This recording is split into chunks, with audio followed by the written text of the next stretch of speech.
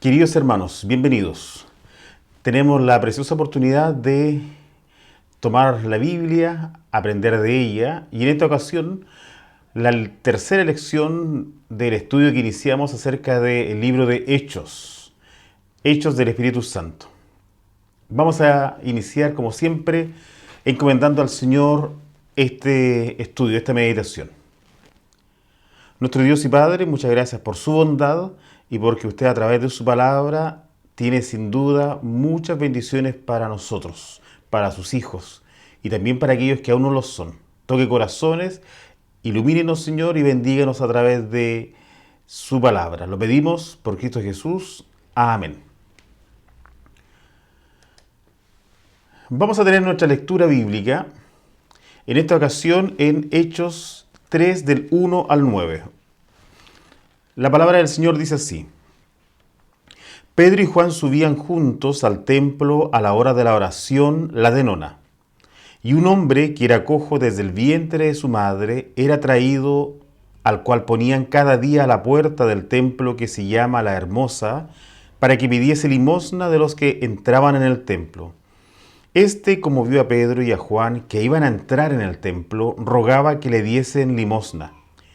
Y Pedro con Juan, fijando los ojos en él, dijo: Mira a nosotros. Entonces él estuvo atento a ellos, esperando recibir de ellos algo. Y Pedro dijo: Ni tengo plata ni oro, mas lo que tengo te doy. En el nombre de Jesucristo de Nazaret, levántate y anda. Y tomándole por la mano derecha le levantó, y luego fueron afirmados sus pies y tobillos. Y saltando, se puso en pie y anduvo, y entró con ellos en el templo, andando y saltando y alabando a Dios. Y todo el pueblo le vio andar y alabar a Dios. Preciosa palabra, la del Señor. Tenemos aquí, primero, recordar el bosquejo que presentamos en la primera lección. Y según este bosquejo, esta estructura, hoy día nos corresponde hablar acerca del crecimiento de la iglesia. Si bien es cierto, este capítulo, el crecimiento de la iglesia, considera hasta el capítulo 8, hoy día vamos a considerar brevemente lo que son los capítulos 3 al 5. ¿Ya? Esa es la guía, esa es la estructura que estamos siguiendo para este libro de Hechos. Lo que acabo de leer es una historia preciosa acerca de la salvación de un hombre que había nacido cojo. Este mendigo venía día a día, era traído día a día para recibir alguna limosna. La verdad es que no tenía mayores expectativas. Recordamos hace un tiempo cuando hablamos de este otro paralítico, aquel que estaba en el estanque de Betesda. Él tenía la esperanza de que, viniendo el ángel, revolviendo las aguas de este estanque, la verdad es que si lograba llegar primero, iba a recibir sanidad. Después de tantos años, recordamos que él igual se da cuenta de que era muy difícil, casi imposible, porque por sus limitaciones no podía llegar primero. Siempre había alguien que le ganaba. Sin embargo, este otro personaje, el que leemos aquí en los primeros versículos del capítulo 3 de Hechos, él no tenía mayor esperanza, al menos no se nos dice cuál sea su esperanza, excepto la de recibir alguna limosna. Cuando llega Pedro y Juan, ellos primero no tenían dinero, pero se detienen ante este mendigo. Y Pedro y Juan sabían que ellos tenían algo mucho más importante que un par de monedas. Y de esa manera miran a este cojo y le dicen: míranos, no tenemos plata, no tenemos oro, no tenemos dinero. Si es que eso era lo que tú nos pedías, eso es lo que nos estás pidiendo. Pero tenemos una cosa. Y en el nombre de Jesucristo, sé sano. Este mendigo pedía un poco de dinero, pero obtuvo algo mucho mejor. Y esa es una lección para nosotros hoy. nosotros siempre tenemos muchas peticiones de oración. Y al Señor, nuestro Padre amoroso, le encanta saber que confiamos en Él para presentarle algo, algún motivo. Pero así como este mendigo pedía y solamente dinero, y el Señor tenía para él algo mucho mejor, la verdad que cuando nosotros pedimos una cosa determinada, tenemos que también estar seguros de que nuestro Dios nos puede dar aquello o nos puede dar algo distinto.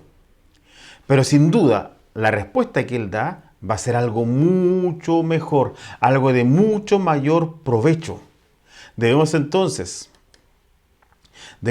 confiar siempre en el amor, el poder, pero también la sabiduría de nuestro Dios, que sin duda sabrá dar la mejor respuesta a las peticiones que presentamos ante Él. Luego, Pedro exhorta a los oyentes. En el versículo 12 del capítulo 3 dice: y viendo esto Pedro respondió al pueblo: varones israelitas, ¿por qué os maravilláis de esto? ¿O por qué ponéis los ojos en nosotros como si con nuestra virtud o piedad hubiésemos hecho andar a este? Qué fácil es para las personas cambiar el foco de atención en aquel que realmente es el importante. Qué fácil era para el hombre pecador en la antigüedad, estoy pensando en el pueblo judío, en su travesía por el desierto, qué fácil era pensar en una estatua, un becerro hecho de metal, y en él fijar sus esperanzas. Qué fácil es en el día de hoy también fijar las esperanzas en un amuleto, inclusive en una Biblia abierta en un pasaje particular, como si el solo hecho del texto, el papel impreso en cierto pasaje de la Biblia abierto en una casa, sea sinónimo de bendición. Qué fácil es perder el foco. Y en este caso, los judíos vieron a Pedro y Juan y empezaron a creer que de ellos había emanado poder, su poder. Obviamente, este gran milagro, porque todos conocían a quien estaba pidiendo, este gran milagro había atraído la atención de una gran multitud. Lamentablemente, ellos mismos creían que de Pedro había salido aquel poder. Pedro entonces les dijo que lo que había hecho, lo había hecho en el nombre y con el poder de nuestro Señor Jesucristo, Jesús de Nazaret. Ese es el poder. En otras iglesias, nosotros basados en la palabra del Señor, cuando un hermano se encuentra con dificultades, en particular cuando algún hermano está enfermo, la recomendación del Señor es, si está enfermo, esa persona llame a los ancianos de la iglesia.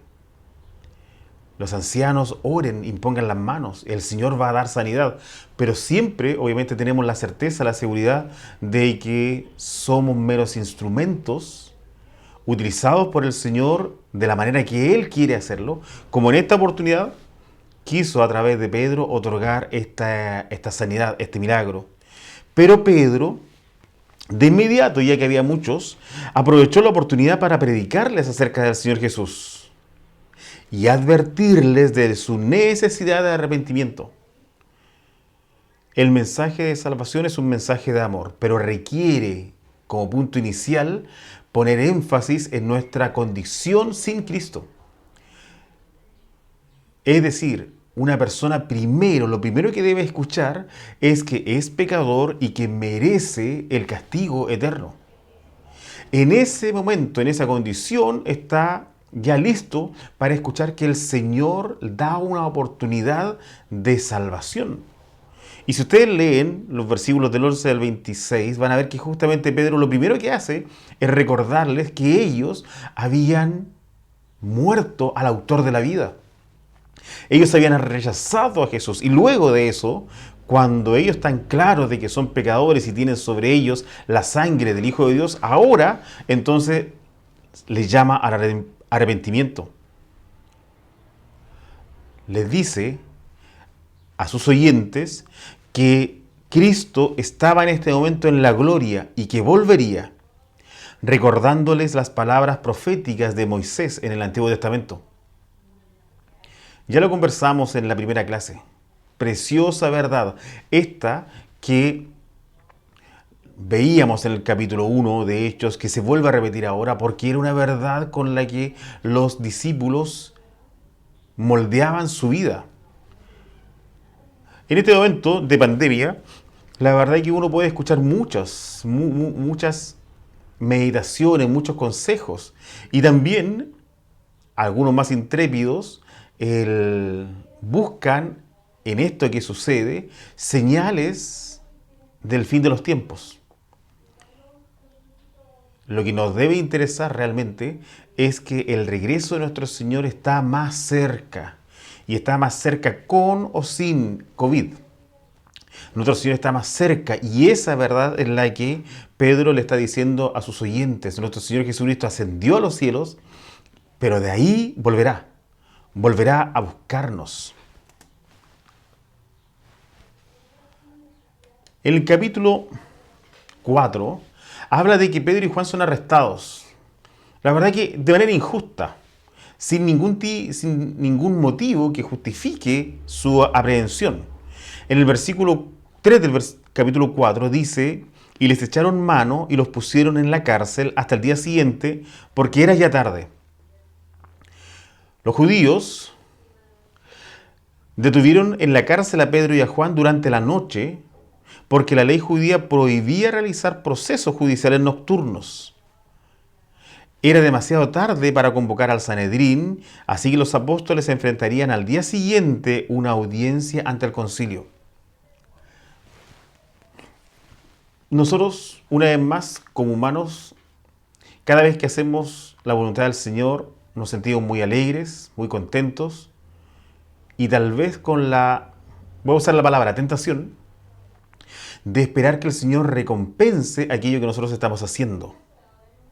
¿Cómo no sería, comillas, digno de estímulo y recompensa aquel siervo que dedica todo un día a caminar, a viajar para llegar a un lugar donde allá entrega la palabra del Señor y tiene que volver muy tarde en la noche de ese mismo día recién a su hogar?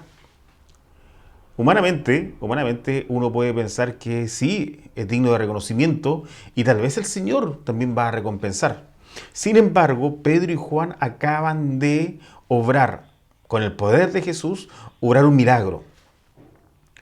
Y aprovechan predicar la palabra del Señor. Y lo que vemos es que, comillas, la recompensa que reciben es ser arrestados. Vamos a verlo en unos versículos siguientes, que ellos se sienten felices. Ellos se sienten felices. No por el hecho de estar en la cárcel, que sin duda para cualquier persona puede ser algo difícil o duro, experimentar, vivir. Pero vamos a ver que ellos se sienten felices porque se dan cuenta de que están sufriendo por el nombre de Jesucristo. Y en el nombre de Jesucristo, ellos están felices y agradecidos por poder padecer. Qué gran lección. Saber que por el nombre de Jesucristo no solamente recibimos bendiciones día a día, el sustento diario, la salud, la respuesta a nuestras oraciones, sino que también en algunas ocasiones el Señor quiere que padezcamos. Y en ese momento debemos mantener la misma alegría y gratitud al Señor. Pedro y Juan son arrestados. En el versículo 4 dice: mas muchos de los que habían oído la palabra creyeron, y fue el número de los varones como 5,000. Muchos de los que habían oído la palabra creyeron. Nos gustaría que pasara eso mismo ahora, pero creo que muchas veces no sucede porque falta fe en aquel que está predicando o aquel que está hablando, como yo. Tal vez sea nuestra falta de fe la que nos impide ver la obra del Señor en los corazones. En una ocasión estudiamos acerca de este pasaje de levantad vuestras cabezas y ved los campos, porque ya están blancos para la siega. Y en esa oportunidad decíamos que el pasaje, las palabras fueron dichas por nuestro Señor, mínimo 3 meses antes de la cosecha en la tierra de Palestina. Es decir, es como si, y para los que más o menos saben, el trigo se cosecha en verano, en enero. Es como si el Señor nos dijera en septiembre, vayan a cosechar. Si a un agricultor le dice, anda a cosechar, y él sabe que en septiembre el trigo aún está verde, no está maduro, obviamente va a decir, no, si estamos en septiembre, esto se cosecha en enero. Entonces cuando el Señor dice, cosechen, porque ya está blanco, requiere que aquel que está escuchando crea la palabra del Señor. Qué desafío creer a las palabras del Señor. El Señor nos dice, muchos no han creído a lo que yo he hecho, inclusive después de haber visto muchos milagros, lo dicen Juan. Pero también le dice luego a sus discípulos, así como han escuchado y atendido y aceptado mi palabra, también van a aceptar la de ustedes. No todos los que escucharon al Señor Jesús creyeron. No todos aquellos que escuchan el mensaje de salvación a través de sus siervos, de nosotros, van a creer. Pero nos falta más fe para también aceptar que muchos de los que oyen creen. Y en el caso particular de este inicio de la iglesia, en esa ocasión fue el número de los varones como 5.000. Aquí un dato.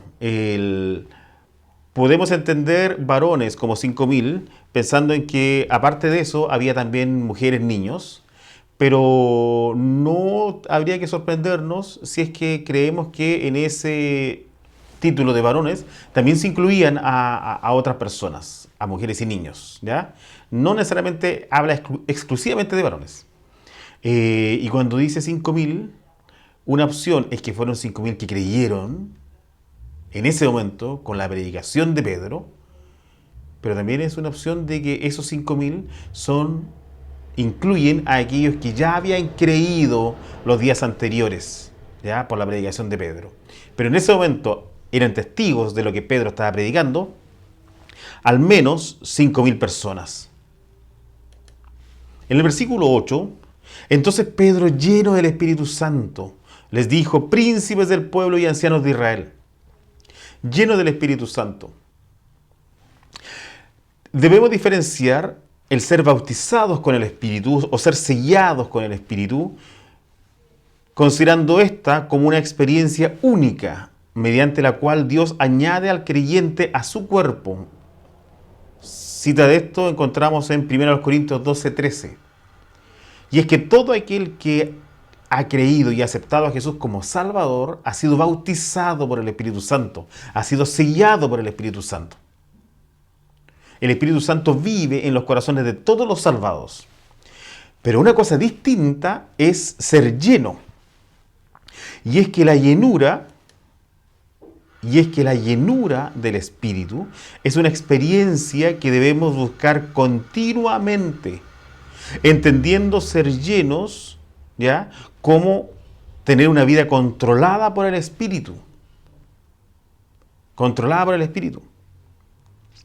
Cada creyente está llamado a guardar una vida conforme a la voluntad del Señor. Pedro fue lleno del Espíritu Santo otra vez. Y eso es muy interesante, otra vez, porque ya lo había sido en el capítulo 2:4, va a mencionar lo mismo en el mismo capítulo 4, versículo 31, en el capítulo 6:5 y en el 7:55. Y es que todos, repito, todos los creyentes hemos sido bautizados por el Espíritu, tenemos el Espíritu Santo viviendo en nosotros, pero el ser llenos debe ser una búsqueda continua, porque podemos ser llenos del Espíritu hoy, y porque somos humanos y nos descuidamos, debemos ser llenos también mañana y el día siguiente. Debe ser una búsqueda continua. La llenura del Espíritu Santo se refleja en todas las maneras de la vida, no solo en el denuedo, la gana, la fortaleza, la libertad, la potencia, la seguridad para hablar. Se demuestra de muchas formas. Y aquí otro día hablamos acerca de cómo se debe manifestar, cuál es el fruto del Espíritu viviendo en nosotros. Versículo 10. Sea notorio a todos vosotros y a todo el pueblo de Israel que en el nombre de Jesucristo de Nazaret, al que vosotros crucificasteis, y Dios le resucitó de los muertos, por él este hombre está en vuestra presencia sano. Esta, Jesús, es la piedra reprobada de vosotros los edificadores. Ustedes le rechazaron, la cual es puesta por cabeza del ángulo, la piedra más importante sobre la cual se sustenta el edificio, Jesucristo. Y en ningún otro hay salvación, porque no hay otro nombre debajo del cielo dado a los hombres en que podamos ser salvos. Ningún otro. Esto se refiere a que la fe en Jesucristo es la única condición para la salvación. Solo hay dos caminos en la vida religiosa: el camino ancho de las obras, que conduce a la muerte, y el camino estrecho de la fe en Jesús, que conduce a la vida eterna. Me gustaría pensar que hay muchos que aún no han aceptado a Jesús, que en este momento están viendo esta meditación, esta clase. A ellos, repetirles lo que dice aquí en el versículo 12. No hay otro nombre. En ningún otro hay salvación, solamente en Jesucristo. Aquí no hay el tener una vida correcta. No sirve para salvación el ser buen papá, buena mamá, buen vecino, buena persona, el hacer obras, el ayudar a otros. Obviamente todas esas cosas son muy deseables y recomendables para cualquier persona. Pero cuando lo pensamos para salvación, hay solamente un nombre por el cual podemos ser salvos: por Jesucristo. Pedro y Juan son soltados del versículo 13 al 22. Voy a leer el versículo 13. Entonces, viendo la constancia de Pedro y de Juan, sabido que eran hombres sin letras e ignorantes, se maravillaban y les conocían que habían estado con Jesús. Lo primero, cuando dice constancia, está hablando de hablar públicamente con seguridad, hablar abiertamente, claramente, confiadamente, con confianza, con denuedo, con franqueza. Y es que se sorprendían al ver que estos hombres sin letras, nótese, sin letras, y es que ellos desconocían de que Pedro y Juan habían estudiado en el mejor seminario, con el mejor profesor que seminario alguno pudiera tener. 3 años fueron formados por el Señor Jesucristo. Y en este momento, aunque pescadores, personas humildes, ellos ahora tenían el poder del Espíritu Santo, el cual ponía palabras en sus bocas. Por lo tanto, ellos desconocían, la verdad que tenían que reconocerlo al final, pero desconocían que ellos eran más sabios, Pedro y Juan, que todos aquellos que tenían un título de haber estudiado, por ejemplo, en las escuelas rabínicas. Interesante cuando dice que les conocían que habían estado con Jesús. ¿Puede la gente que lo conoce a usted, es mi hermano, los vecinos, los amigos, los colegas, pueden darse cuenta por su testimonio, por mi testimonio, pueden mis vecinos, mis amigos, mis colegas, por mis testimonios, por mis palabras, ellos se dan cuenta de que yo he estado con Jesús? Porque inclusive los enemigos tenían que reconocer que se daban cuenta de que Pedro y Juan habían estado con Jesús. Se notaba, todos podían darse cuenta de eso. Que eso mismo pase con nosotros. Pedro y Juan son soltados, ¿ya? Y viendo al hombre que había sido sanado, que estaba con ellos, no podían decir nada en contra. La verdad que era imposible no reconocer que había sido obrado un milagro. Mas les mandaron que se saliesen fuera del concilio y conferían entre sí diciendo: ¿qué vamos a hacer con estos hombres?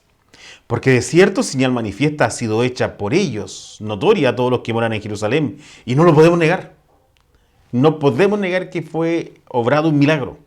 Todavía, porque no se divulgue más por el pueblo, amenacémoslo. Que no hablen de aquí adelante a hombre alguno en este nombre. Amenacémoslos, que no hablen más de Jesús. Y llamándolos, les intimaron que en ninguna manera hablasen ni enseñasen en el nombre de Jesús.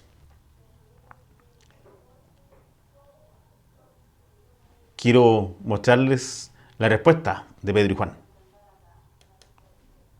Entonces Pedro y Juan, respondiendo, les dijeron: juzgad si es justo delante de Dios obedecer antes a vosotros que a Dios. Porque no podemos dejar de decir lo que hemos visto y oído.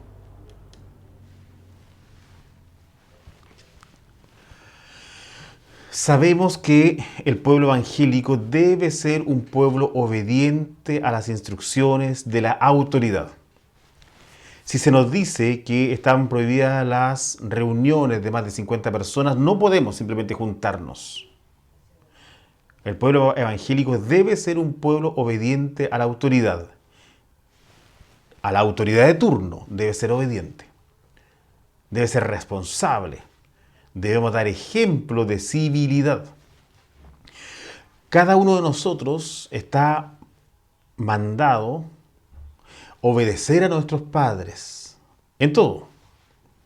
Sin embargo, aunque la Biblia nos ordena que obedezcamos a nuestros padres y a las autoridades, por ejemplo, usted puede leer después con calma Romanos 13, 1 al 7 o 1 de Pedro 2, 13 al 17, si nuestros padres o si las leyes o si las autoridades nos impiden obedecer a Dios y a su palabra, ahora entonces, con esa condición, en esa circunstancia, debemos desobedecer, porque debemos siempre hacer lo que agrada a Dios. Éxodo 1, 15 al 17, Daniel 6, 4 al 10. Por esta razón, Pedro y Juan no pueden dejar de decir lo que habían visto y oído. No pueden obedecer a lo que se les está ordenando si es que se les está ordenando algo diferente a lo que Dios ordena. ¿Ya? Nosotros, insisto, somos un pueblo obedientes a las autoridades hasta que se nos ordena algo contrario a lo que encontramos en la palabra del Señor. Juzguen ustedes, decidan ustedes, ¿a quién hay que obedecer? ¿A los hombres o a Dios? La respuesta está muy clara. Los cristianos oran. Y ahora, Señor, mira sus amenazas y da a tus siervos que con toda confianza hablen tu palabra. Ellos habían sido amenazados recién. Sin embargo, ellos, olvidando las amenazas, lo único que piden al Señor es que le dé más fuerza, más poder para poder seguir testificando. Escuchamos que todavía, siglo XXI, hay lugares donde los hijos del Señor son perseguidos, son apresados o son muertos. El Señor les bendiga.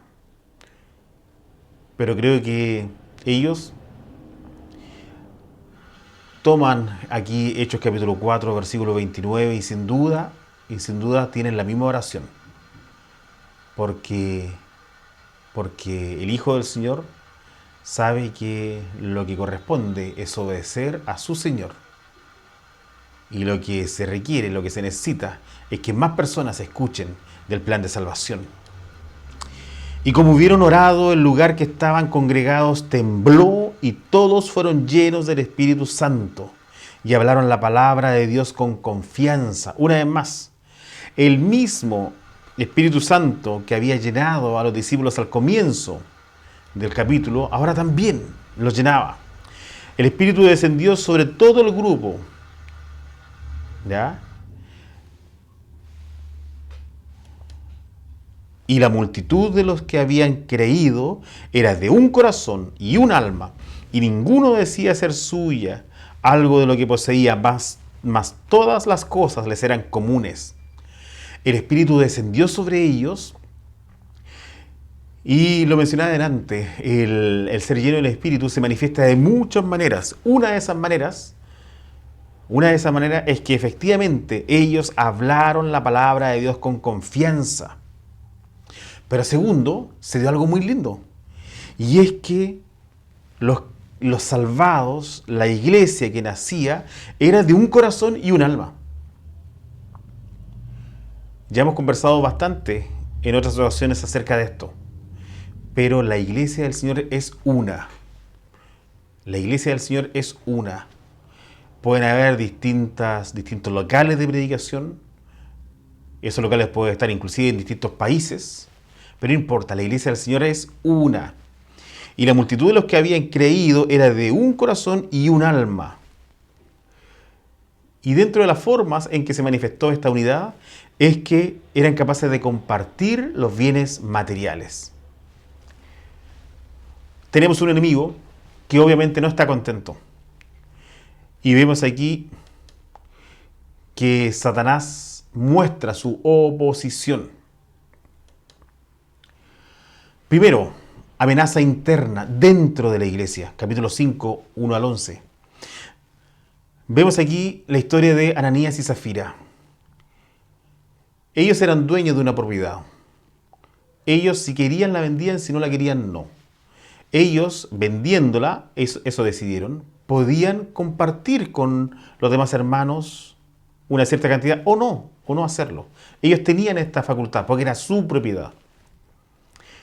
El problema está en que se concertaron este matrimonio para decir que lo que estaban entregando a la iglesia era la totalidad del dinero recaudado por la venta de la propiedad. Ellos mentían. Hay una amenaza interna y es que el diablo no está contento. Y en este momento, recién leíamos al final del capítulo 4 que la iglesia era de un corazón, de un alma, de un espíritu, eran todos unánimes, compartían todo. Y Satanás se mete en el corazón de estos dos hermanos. No podemos juzgar a Ananías y Zafira, porque hay una recomendación para todos nosotros. Cuidado, el que quiera estar firme, cuidado porque puede caer. Y recordemos lo que dice 1 Pedro 5:8, sed templados, velad, porque vuestro adversario el diablo, cual león rugiente, anda alrededor buscando a quien devore. La responsabilidad de Ananías y Zafira y la nuestra es velar. Y ahí es donde estuvo la falla de ambos. Le faltó velar. Pero no son personas diferentes a nosotros, como no es diferente a nosotros humanamente el pueblo judío que engañó siempre al Señor y siempre estuvo lejos de lo que el Señor quería. Una de las cosas que nosotros tenemos claro es que el Señor quiso salvarnos sabiendo cómo somos, sabiendo que somos pecadores. Pecadores imposibles de hacer lo bueno delante de los ojos del Señor. Y con todo quiso salvarnos y quiso hacer de nosotros nuevas criaturas. Pero también recordamos siempre que esa vieja naturaleza vive en nosotros.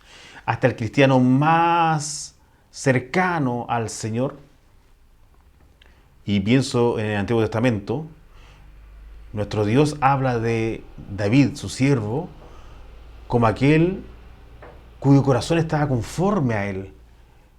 Y de ninguna otra persona se dice lo mismo, pero sabemos de qué maneras horribles David pudo también defraudar a su Señor. Entonces no juzgamos aquí a Ananías y Zafira, excepto decir que le faltó velar. Y nosotros debemos velar también. Consejo para nosotros, velar. Porque el diablo es un enemigo formidable, malicioso, que ultraja y maldice a los creyentes. Junto a sus fuerzas infernales siempre se mantiene activo y busca oportunidades para acosar al creyente con tentación, persecución, desánimo. Hay varias citas ahí. Satanás siembra la discordia, acusa a Dios ante los hombres y a los hombres ante Dios. Satanás hará todo lo que le sea posible para arrastrar al cristiano y sacarlo de su comunión con Cristo, así como del servicio cristiano. Qué lindo fue el final del capítulo 4, qué triste el inicio del capítulo 5, sabiendo que tenemos un enemigo. No tenemos lucha contra sangre y carne, tenemos un enemigo que no está feliz cuando la iglesia va creciendo. Yo le he dicho y he escuchado a varios hermanos opinar lo mismo. Este periodo de pandemia, entre otras cosas, ha sido un periodo de bendición, porque está el culto familiar, está la lectura de la palabra del Señor. Ayer un hermano me decía, hemos aprendido a orar como nunca habíamos orado. Es un periodo de bendición. Y en este momento de bendición hay un enemigo que quiere golpear a la iglesia. Está esta amenaza interna.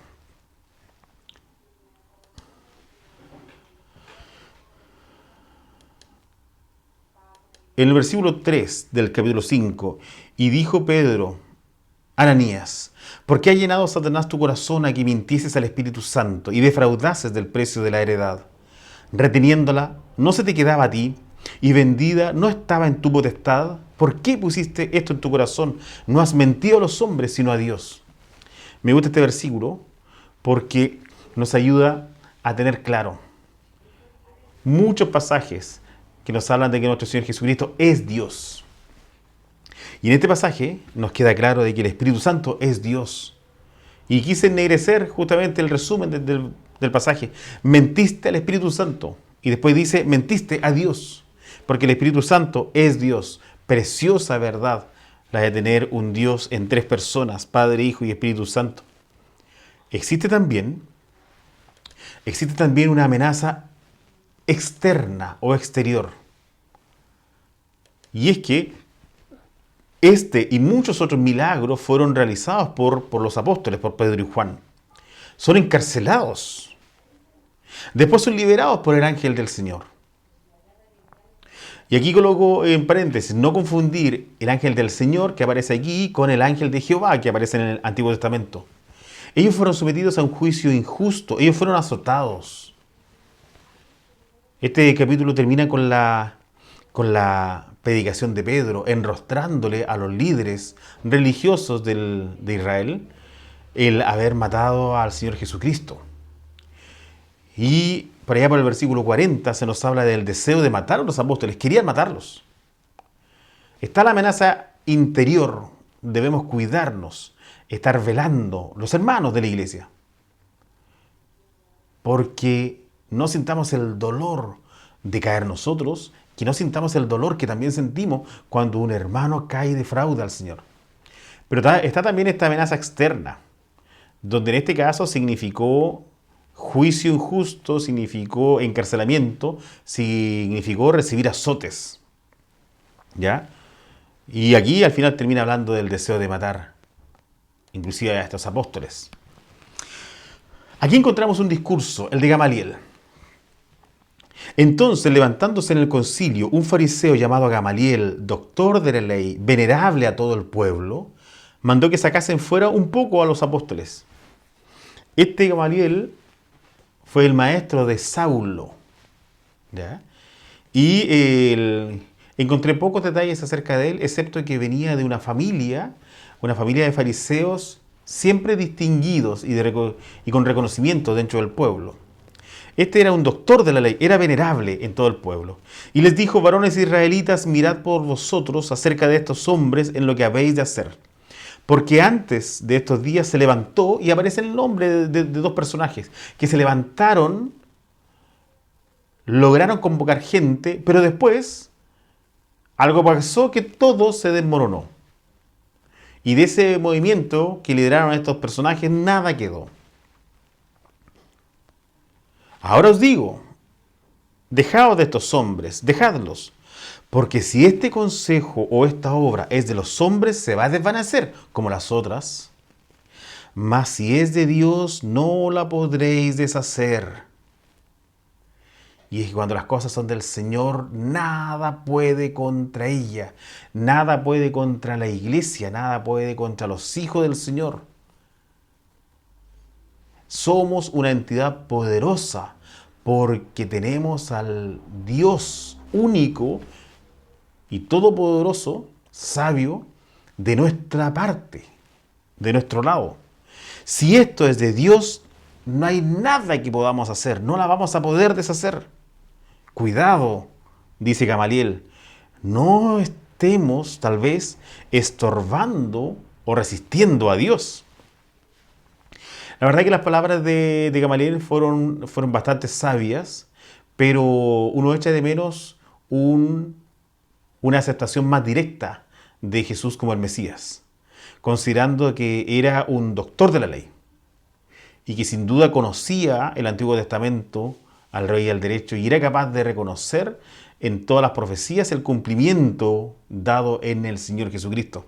No tenemos esta aceptación directa y clara, pero al menos está el consejo. Dejémoslo, porque si esto es de los hombres, se va a desvanecer en cualquier momento. Pero si esto es de Dios, nada podremos contra ella. Nada podremos contra estos hombres. Y convinieron con él, y llamando a los apóstoles, después de azotados, les intimaron que no hablasen en el nombre de Jesús, y los soltaron. Los azotaron. Primero.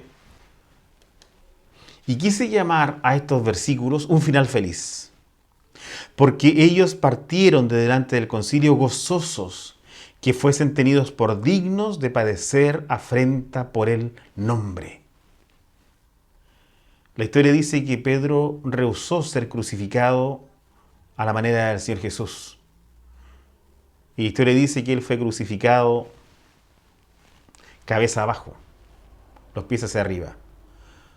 Porque, por un lado, él se sentía gozoso de padecer por el nombre de Jesucristo, pero se consideraba indigno de padecer de la misma manera que él. Obviamente reconocemos en Jesús al nuestro Señor, a nuestro Salvador, al Dios Todopoderoso. Con eso, claro, sin duda, habrá gozo en nuestros corazones. Habrá gozo en nuestros corazones siempre, inclusive en el momento de recibir afrenta por ser cristianos.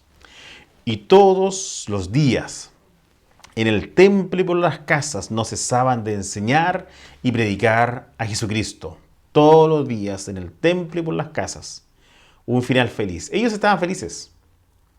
Y la palabra del Señor seguía predicándose. Finalizo simplemente con una reflexión.